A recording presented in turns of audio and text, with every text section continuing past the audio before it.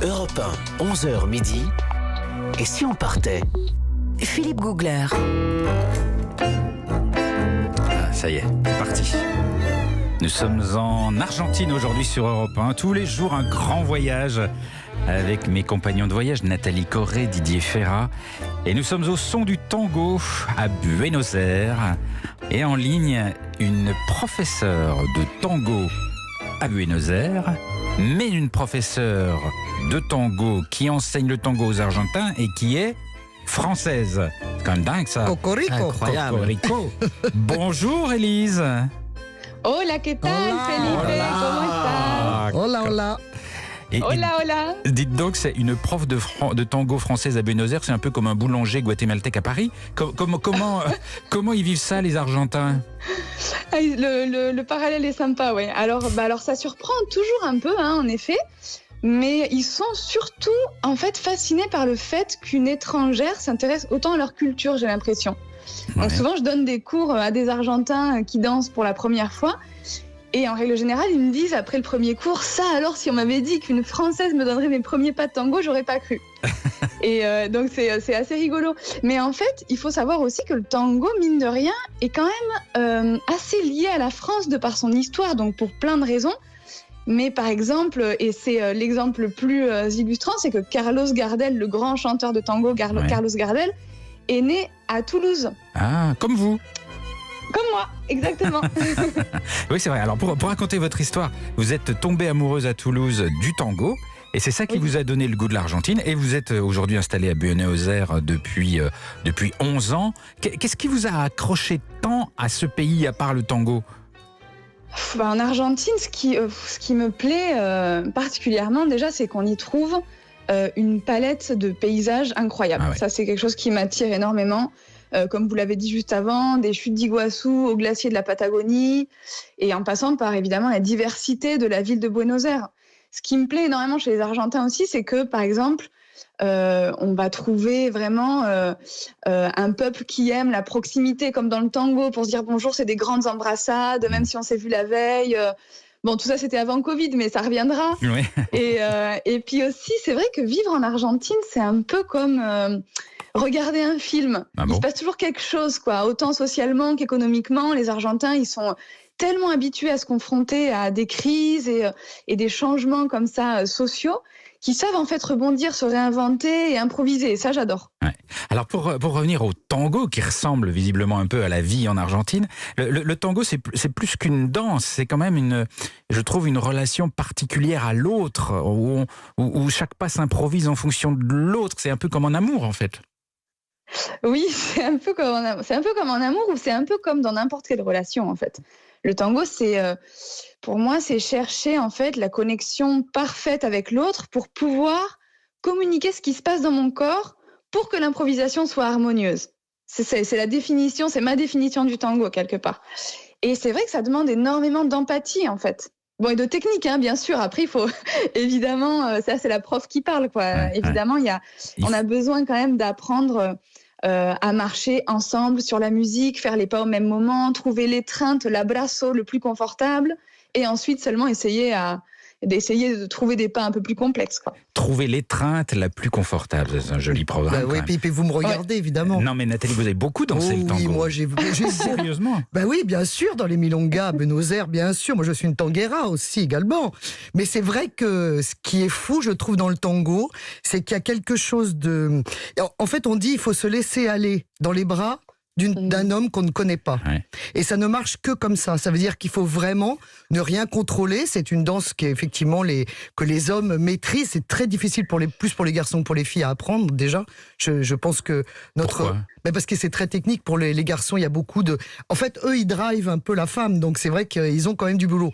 Et il y a un truc magique, c'est qu'il y a des gens avec qui vous ne pouvez pas danser et d'autres avec qui vous dansez, mais en tout confort. C'est comme en amour. Mais oui, mais c'est exactement ça. Il y a des gens avec qui on peut pas s'entendre, d'autres avec qui on s'entend du premier coup. Et moi, le plus beau souvenir de Milonga Buenos Aires, j'ai dansé avec un très très vieux monsieur qui m'arrivait sous le bras. Et mais j'ai un souvenir dingue de l'abrasso, justement, de l'étreinte qu'on avait. Évidemment, pas tempe contre tempe, puisqu'il m'arrivait sous le bras. Mais c'était fou. Et vraiment, il m'a fait danser. Alors, une tanda, c'est-à-dire 4 danses. Malheureusement, après, il a changé de partenaire. Je suis resté assise sur ma chaise. Vous l'avez pas séduite? Non. Vous l'avez pas séduit? Non, il a été très poli, mais on n'a fait que 4 et après il est parti. Mais c'est vrai que c'est assez magique. Hein. Élise, tout le monde danse à Buenos Aires. C'est vraiment quelque chose d'ordinaire, le tango? Alors, malheureusement non, tout le monde ne danse pas le tango à Buenos Aires, mais le tango, c'est pas seulement la danse en fait à Buenos Aires. Le tango, c'est cette odeur, cette ambiance, se lever le matin, discuter avec le vendeur de journaux là du coin de la rue, boire un maté, manger un tostado de jamón y queso. Enfin, c'est vraiment voilà, le concierge, je sais pas, qui lave le trottoir devant l'immeuble, les discussions un peu agitées autour de la politique, le foot et tout. En fait, on danse pas forcément le tango, mais on vit dans un tango quand on habite à Buenos Aires. En fait, on vit à l'intérieur des paroles d'un tango, tout simplement. C'est ça qui est magique. Vous le dites bien. Il y a un petit côté quand même un peu déchiré, un peu triste dans le tango. C'est une musique qui est arrivée, je crois, par les marins. La tristesse, c'était le désespoir de l'éloignement, de la séparation, etc. Est-ce que c'est quelque chose comme ça que vous retrouvez aussi au quotidien? Oui, alors un petit peu. C'est vrai que le tango, il est né quand même dans les bas-fonds de la ville de Buenos Aires. C'était le quartier de la Boca, le port, le premier port commercial de la ville. Et c'était beaucoup d'immigrés en fait, italiens, français, russes, allemands. Enfin bon voilà. Et c'est un mélange de cultures comme ça. Et c'est vrai que ça reflète quand même la tristesse de la séparation avec les familles, la terre natale, etc. Donc c'est vrai qu'on retrouve un peu cette nostalgie comme ça en marchant dans les rues de Buenos Aires, et on va retrouver aussi toutes ces capes d'immigration, toutes ces couches d'immigration que l'Argentine a vu passer. Est-ce que c'est vrai qu'au départ, ça se dansait entre hommes, entre marins? Oui, entre marins. Ouais. Alors c'est vrai. Alors en fait oui c'est vrai. Donc en fait il faut s'imaginer quand même que Buenos Aires, milieu du 19e siècle, la majorité des gens qui venaient vivre à Buenos Aires pour y travailler, c'était des hommes. Ouais. Donc il y avait environ 75% de la population qui se trouvait dans le port de la Boca qui étaient des hommes. Donc évidemment, on a commencé à voir un peu proliférer rapidement plein de ce qu'on appelait les cabarets. Les cabarets, c'était c'était des maisons closes, quoi. Donc on y buvait un coup, on y danse, on y joue. Voilà, il y avait plein de choses dans ces cabarets. C'était un peu l'endroit de tous les plaisirs. Mais du coup, pour aller danser avec les femmes dans les cabarets, il fallait quand même s'entraîner avant. Donc en fait, les hommes dansaient entre eux pour s'entraîner. C'était pas forcément une danse qui se dansait entre hommes parce qu'ils voulaient danser entre hommes, mais parce qu'en fait, ils n'avaient pas le choix, quoi. Ah, d'accord. C'était à la fois pour s'entraîner, mais aussi parce qu'il n'y avait pas beaucoup de femmes disponibles? Exactement, exactement. D'accord. Oh là là, vous êtes passionnante. Restez avec nous, Élise Barbeau. On continue à explorer l'Argentine avec vous dans un instant sur Europe 1. Europe 1, 11h midi. Et si on partait? Philippe Googler. Et nous sommes toujours en Argentine sur Europe 1 entre 11h et midi avec Nathalie Corré, avec Didier Ferrat, mes compagnons de voyage, et puis surtout avec Élise Barbeau qui a réussi à être prof de tango à Buenos Aires tout en étant française. Ça m'épate ça. J'arrêterai pas de le répéter. Élise, vous êtes en ligne avec nous. Buenos Aires, c'est une ville assez étonnante. Moi j'aime bien parce qu'il y a un côté un peu européen. Des fois on a l'impression dans les rues, dans les rues de Madrid. Hein. Ah ouais. Et puis en même temps il y a un petit côté désuet. C'est-à-dire que dans les restos, il y a une petite nappe blanche, vous avez le serveur avec la petite veste un peu serrée, un petit peu à l'ancienne, qui je trouve est pleine de charme. Vous avez le même regard, vous ?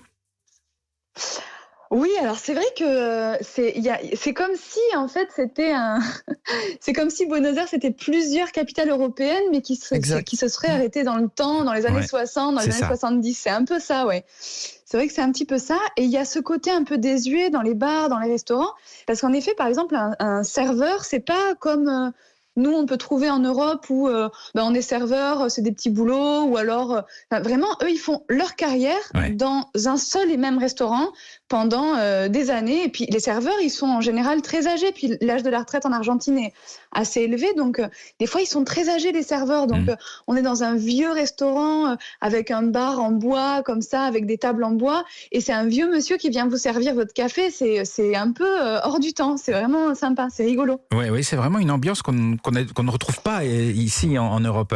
Et il y a alors, en Argentine, quelque chose qu'il faut dire, c'est que dans ces restos, on mange de la viande. Et si vous aimez les légumes en Argentine, vous êtes vraiment, vraiment mal parti. C'est très difficile de trouver des légumes en Argentine. Hein.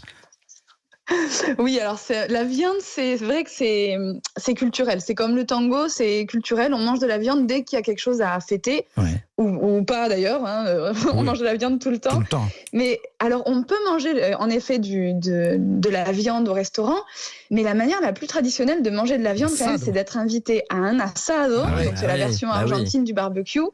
Donc, en général, c'est l'habitant. Hein. Donc, on s'y rejoint le dimanche vers midi, puis le temps de faire le feu, de faire cuire la viande, de discuter, d'ouvrir une bouteille de Malbec. Il est déjà 15h. Ouais. Et puis, on peut y rester jusqu'à la tombée de la nuit. Si on a une guitare sous le bras, un peu de guitare, Ouais. un peu de danse. Voilà, c'est vraiment... En fait, c'est souvent associé quand même la viande à une festivité. Du coup, ils en profitent pour faire la fête souvent et manger de la viande souvent. Et Didier, c'est vrai qu'on n'a pas, on n'accompagne pas la viande avec beaucoup de légumes. Non. C'est de la viande avec de la viande. c'est de la viande avec la C'est viande. Et si on veut des légumes, c'est une petite salade éventuellement en entrée, mais vraiment toujours pareil. Hein. Des chimichurri Exactement. avec. Et ce qui est amusant, c'est que même lors d'un mariage, par exemple, on s'attend à avoir un repas peut-être plus sophistiqué, etc. Eh ben non, on mange de la viande aussi au barbecue, Ouais, c'est etc. vrai. Même s'il y a plein de manières de le préparer, c'est quand même le plat national, même lors des grandes occasions. Et puis il faut se repérer sur la carte parce que c'est pas du tout coupé comme chez nous la viande. Ouais. Et les morceaux en fait correspondent pas quand vous, par exemple le bife des chorizo que je suis sûr vous adorez vous, vous ne trouverez pas de chorizo dedans. Hein, c'est un faux filet, vous voyez par Oui, c'est exemple. pas les mêmes noms. Non. oui, c'est Eh ben vrai. non, C'est vrai, non, c'est alors, vrai. pas de la même déjà manière. la langue est déjà un peu plus compliquée parce qu'il y a un accent. Je pense qu'Élise, vous êtes totalement habituée à cet accent qui est quand même très particulier. L'accent argentin par rapport à l'espagnol, c'est quand même un autre truc. Vous avez un exemple à nous donner de la différence d'accent, Élise? Oui, tout à fait. En fait, Che. le double L et le Y se prononcent che. Donc la calle, la rue, par exemple, c'est la cache. Ah, la cachée. Et oui, quand vous dites par exemple Yo me llamo Philippe, là Ouais. c'est Yo me llamo Philippe. Yo me llamo Philippe.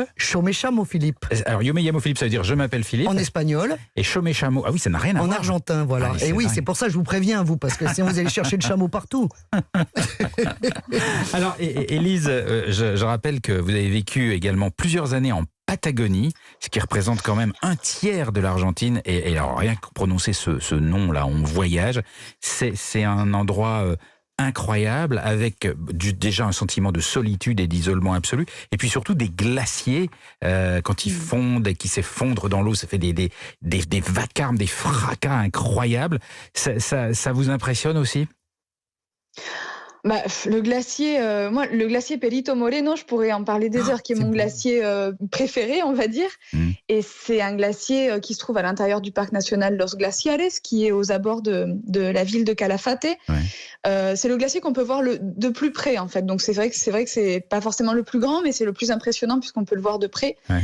Et c'est impressionnant. Bon, c'est un glacier qui mesure 200 km². Déjà, pour avoir une idée, c'est la taille de la ville de Buenos Aires, intramuros. Donc c'est quand même très, très gros. Et la première fois qu'on est face à ce glacier, je crois qu'on remet en question beaucoup de choses quant à notre existence. Oui, parce qu'on se sent tout petit, tout petit. Et surtout, on peut aller naviguer à proximité de ces glaciers, parce qu'ils sont au-dessus de l'eau, et il y a des craquements incroyables. Ils sont effrayants, en fait. C'est effrayant, un énorme morceau qui se détache et qui tombe de l'eau. On dirait que ça va au ralenti tellement c'est gros, tellement c'est impressionnant. C'est impossible de ne pas avoir la larme à l'œil. C'est vraiment, vraiment incroyable. Ouais. Didier? Ah oui, je trouve ça très impressionnant. Cette couleur aussi très spécifique, ce bleu très intense. Non, c'est vraiment un des plus beaux paysages, surtout les plus impressionnants qu'on puisse voir.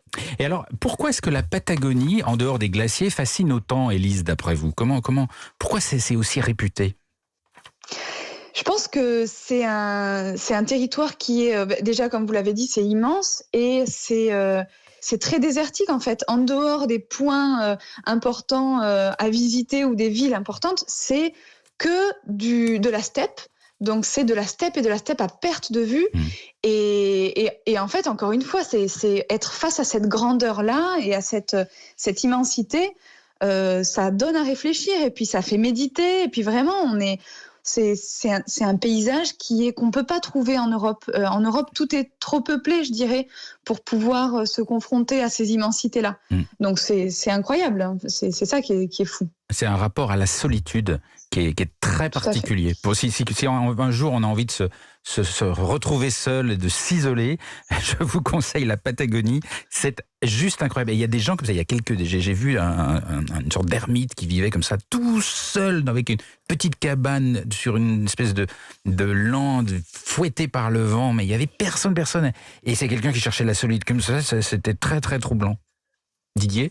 Ah oui, alors c'est vraiment le sentiment d'être loin de tout. Par exemple, Ushuaia, c'est pas une ville fantastique en soi, Ouais. mais on a l'impression d'être tellement au bout du monde. Et il y a quelque chose d'assez drôle, c'est la seule ville où ça m'est arrivé, c'est qu'on vous tamponne votre vrai passeport avec un tampon Ushuaia, Ouais. comme si c'était un pays, comme si c'était un lieu absolument magique. J'ai trouvé ça incroyable. Élise Barbeau, vous racontez super bien l'Argentine. On a envie de partir apprendre le tango avec vous à Buenos Aires. Eh bien, je vous attends. Mais on est très mauvais. Ça va, à part Nathalie, qui est Non, excellente. vous, il faut vous y mettre. Mais moi, je suis aussi. très mauvais. Allez. Très mauvais. Allez, on se fait un abraço déjà. Merci beaucoup, Élise Barbeau, de nous avoir Merci emmenés à vous. en voyage. Et puis, bon vent en Argentine. Dans un